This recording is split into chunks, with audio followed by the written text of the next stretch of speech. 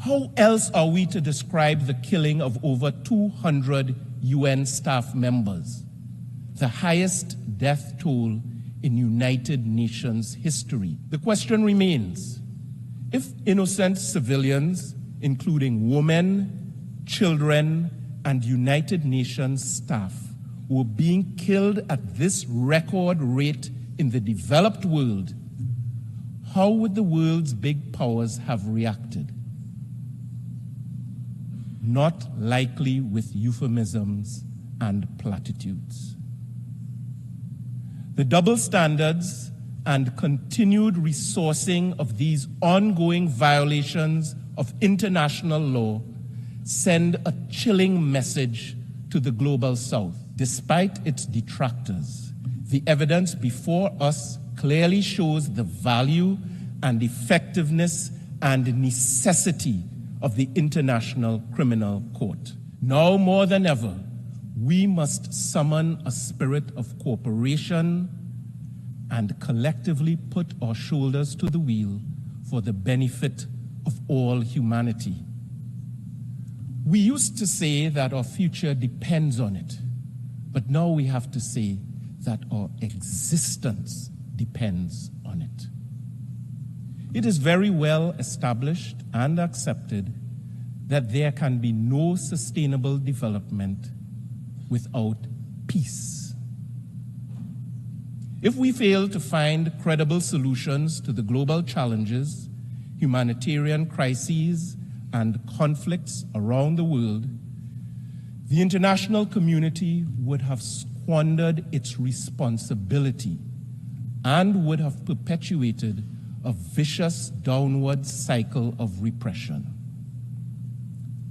One example is the Russia-Ukraine war, which is still ongoing almost 3 years after Russia's initial invasion, which we condemned, with profound implications to the world order. Mr. President, Trinidad and Tobago is deeply troubled by the escalation of conflict and tensions in the Middle East. We remain distressed by the ongoing war on Gaza and by the chilling flashpoints of expansion that are being deployed on a daily basis. Only someone absolutely bereft of humanity would think that it is lawful and just and even godly to respond to atrocities committed on one awful day of terror by in turn committing atrocities after atrocities. How else are we to describe the killing of over 200 UN staff members, the highest death toll in United Nations history, and the deaths of tens of thousands of civilians, including women and children? And this is not being done in secret. The entire world is watching, and the global South in particular is appalled. The question remains, if innocent civilians, including women, children, and United Nations staff, were being killed at this record rate in the developed world, how would the world's big powers have reacted? Not likely with euphemisms and platitudes. The double standards and continued resourcing of these ongoing violations of international law send a chilling message to the global South. And that message is this: there are some powerful people in this world who are of the view that a Palestinian child is less worthy of defense, protection, food, water, and life than another child.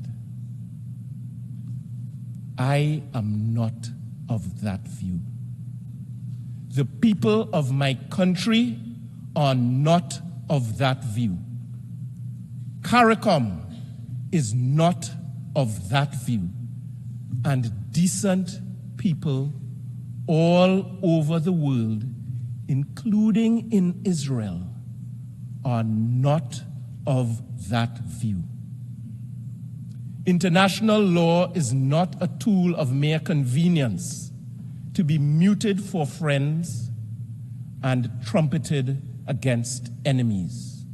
Mr. President, international law is not a tool of mere convenience to be muted for our friends and trumpeted against our enemies.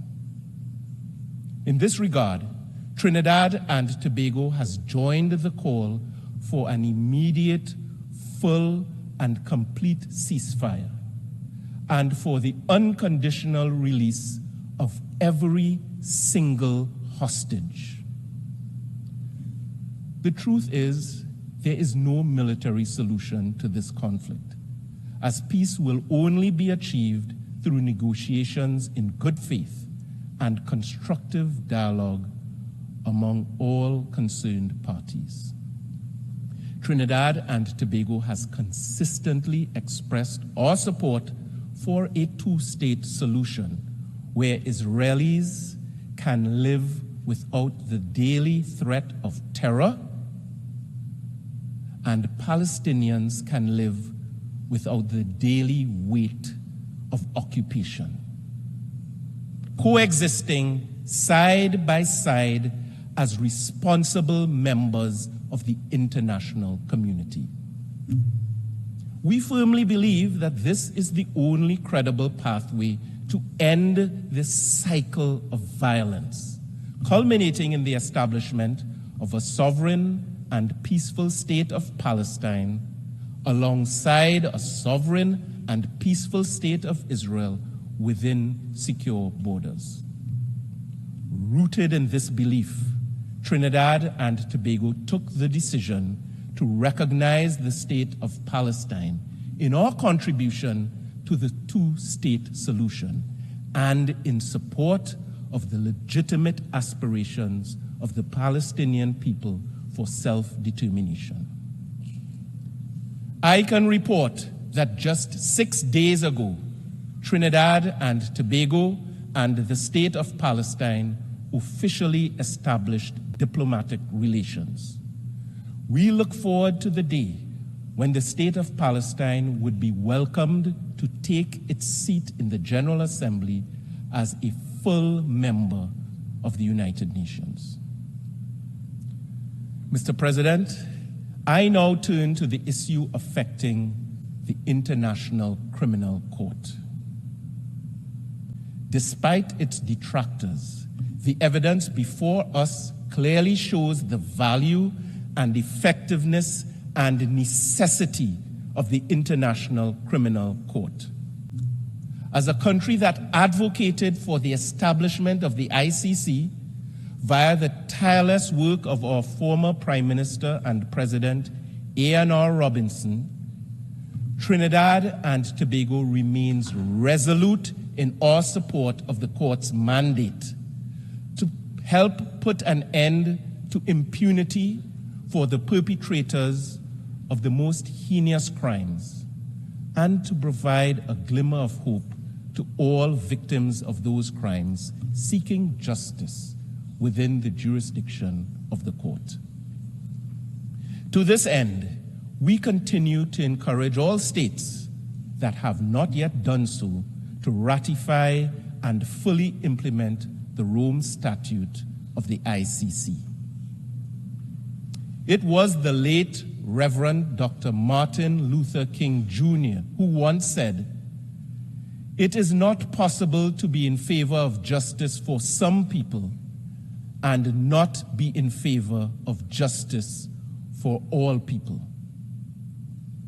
For this reason, Mr. President, Trinidad and Tobago condemns, rejects, and repudiates any and all attempts to impede, intimidate, or improperly influence the court and its very courageous officials.